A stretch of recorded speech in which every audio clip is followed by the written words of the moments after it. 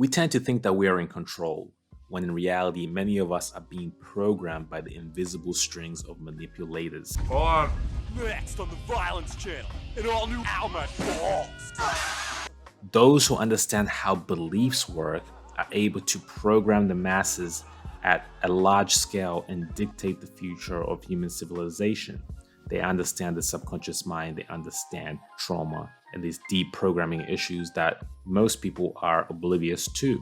So, for you to get the upper hand, for you to get the edge, the competitive advantage in the coming decades, you have to understand how beliefs work. And in this video, I'm going to show you two critical ideas that will help you master yourself.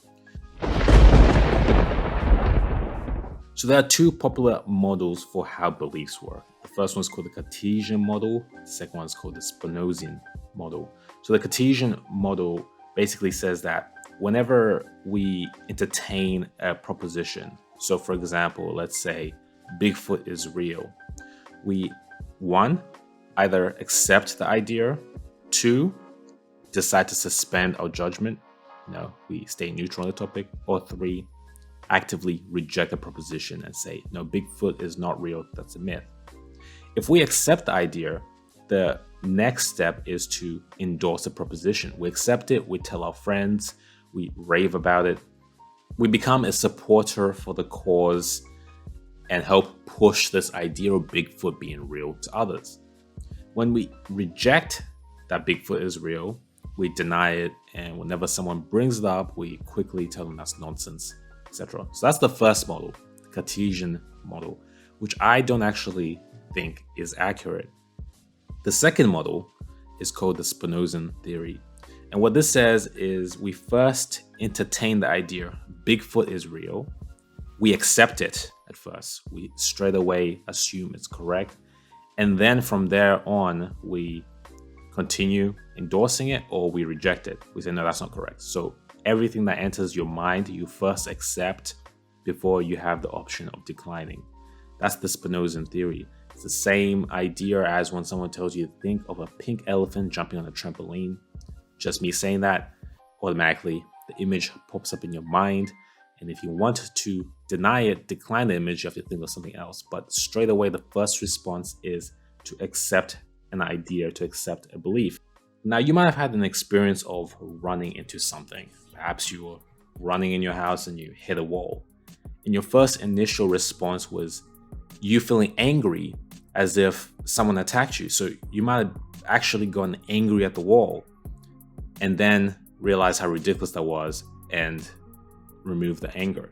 This is a good example of this. Your first impression is that you were attacked, you felt the emotion, and then only afterwards did you decide to unbelieve what you initially believed. You might have also noticed that when you are going for a walk and you see a stick which you mistake for a snake, your first response is to jump back. But under no circumstance will you ever mistake a snake for a stick, right? It's a lot more difficult for that to happen because of evolutionary purposes. Our minds would rather us make the mistake of falsely identifying the stick as a snake than identifying a snake as a stick. We're always going to accept the first proposition that shows up, and this is an evolutionary tool that helps us survive. So when you see the millions of people that are tuned into mainstream television, watching the news, and being told what to think, you are seeing people who understand psychological warfare at a high level taking advantage of people who don't understand it.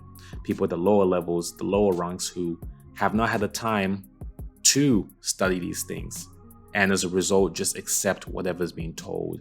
That's why in the post-2020 world, as technology is becoming more integrated, social media is becoming more popular, the world is becoming more connected, there seems to be one overarching voice dictating to everybody what to do and when to do it, what to believe and when to believe it. The second mental phenomena that shapes people's beliefs is this idea of a consistency bias. And a consistency bias is a cognitive bias, also known as a heuristic, which refers to people's tendency to judge their own interpersonal behavior in a given situation in accordance to their general self-image.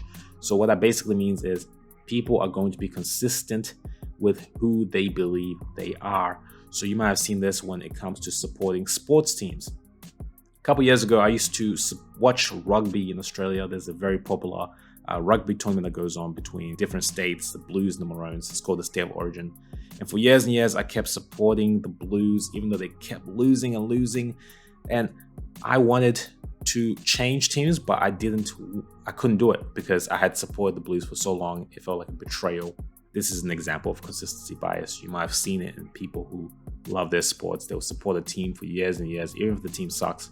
Political parties in America, it's Republicans, Democrats in Australia, it's Liberal, Labor, whatever it is. People tend to stick to the same political party, even as the views of the party change drastically. And over the course of a 20, 30-year period, the views of a party might go to the polar opposite.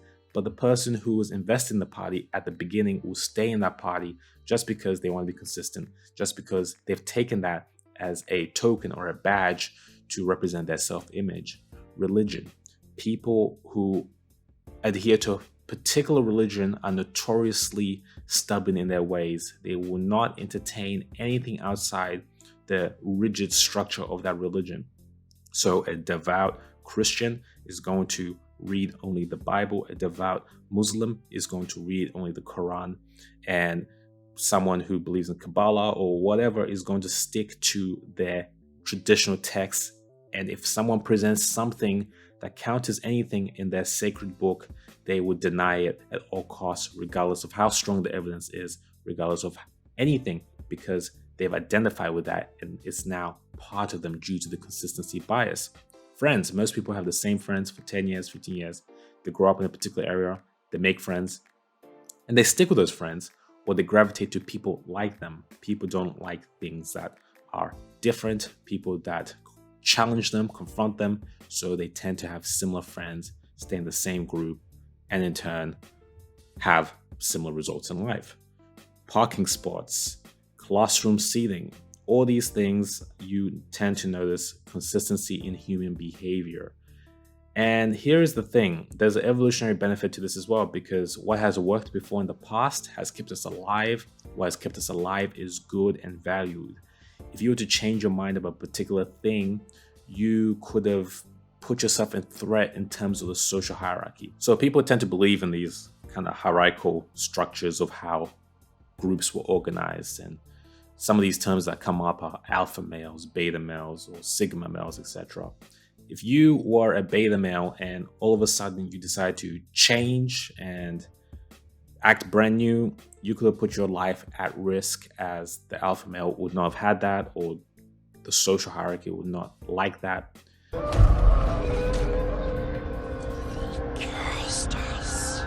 People like things that are the same. You might have noticed this in a workplace. Maybe you had a particular boss.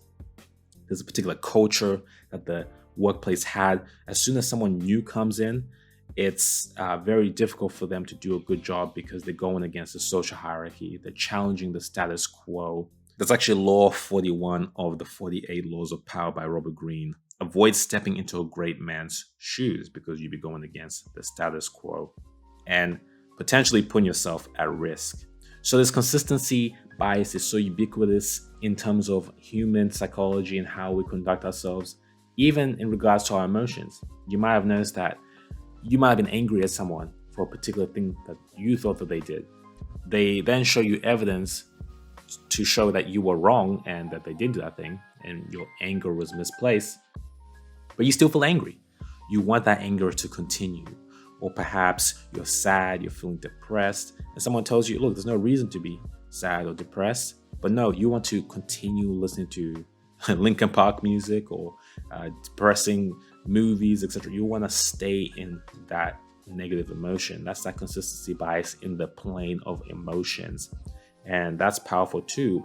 So what you have to understand here is when you have these two powerful psychological phenomena, this idea, the Spinozan view, that we accept things at face value without questioning them most of the time, and this idea of the consistency bias, that we take things, add them to our self-image, and then refuse to let them go, you have a deadly combination, a phenomena that makes it difficult for humans to think critically and easy for them to be programmed.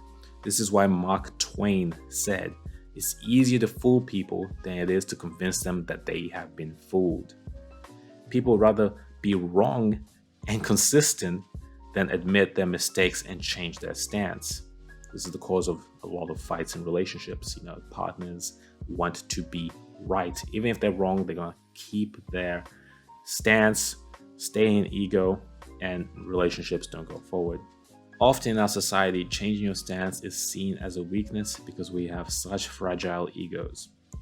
So what can you do about it? Let's get to some solutions.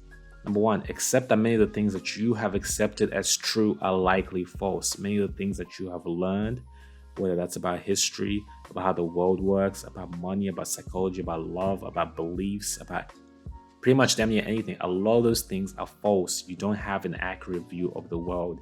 You need to be a lifelong learner. You need to be an autodidact. 2, question your beliefs thoroughly. Replace the weak ones with empowering ones. When you look at your belief structures, what you have gathered over the years, perhaps something you have learned from your father, your mother, your grandfather, family tree, or whatever, something you've learned from school, your workplace, you need to be ready to thoroughly question them and replace the ones that are no longer serving you. One of the greatest mistakes that people make is that they hold on to disempowering beliefs that worked in the past and are now detrimental to their lives. Don't make that mistake. And 3, protect yourself from negative programming. The easiest thing to do is turn off the damn news. You're allowing other people to program you.